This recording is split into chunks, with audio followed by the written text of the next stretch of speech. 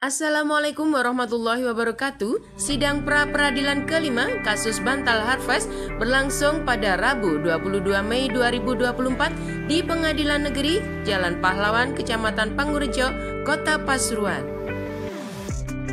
Adapun agendanya adalah menetapkan kesimpulan dari persidangan yang telah berlangsung. Terima kasih untuk agenda persidangan hari ini, yaitu kesimpulan. Kita menyerahkan kesimpulan. Kita menyerah kesimpulan itu isinya adalah apa-apa yang sudah kita persidangkan, mulai dari permohonan kita, terus membantah replik mereka, membantah jawaban mereka, replik, bukti surat, dan keterangan saksi. Semua itu kita rangkum, hasil-hasil dari itu semua kita rangkum.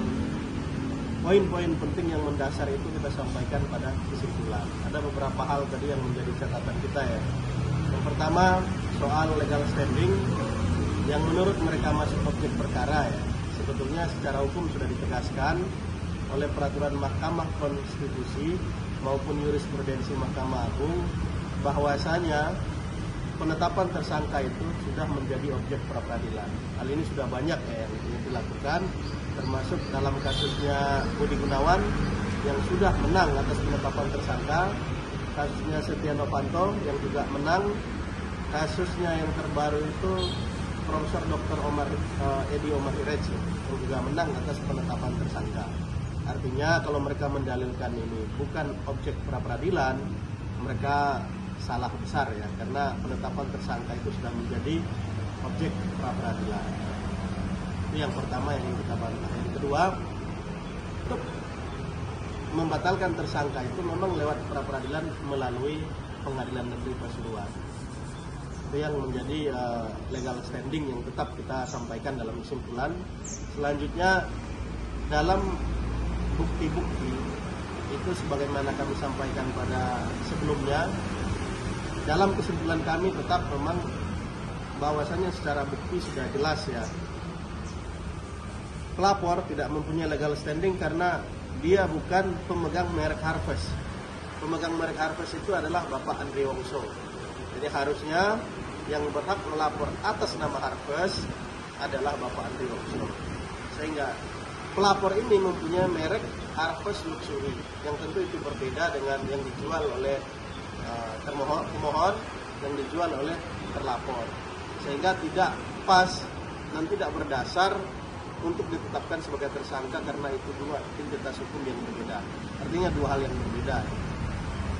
Dari fakta-fakta juga sudah kita dapat simpulkan bahwasanya yang memulai merek ini adalah klien kami.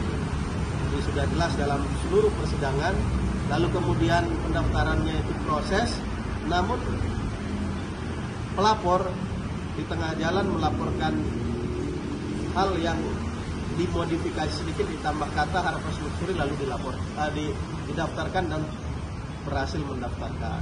Nah, jelang 11 hari setelah itu klien kami dilaporkan. Artinya ada etikat tidak baik dari pelapor.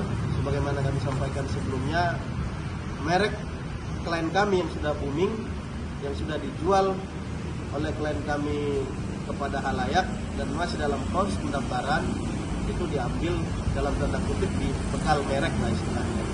Nah, kami juga berpikir ke depan bagaimana ini bisa digugat di pengadilan niaga. Kita minta pembatalan sekaligus minta ganti rugi.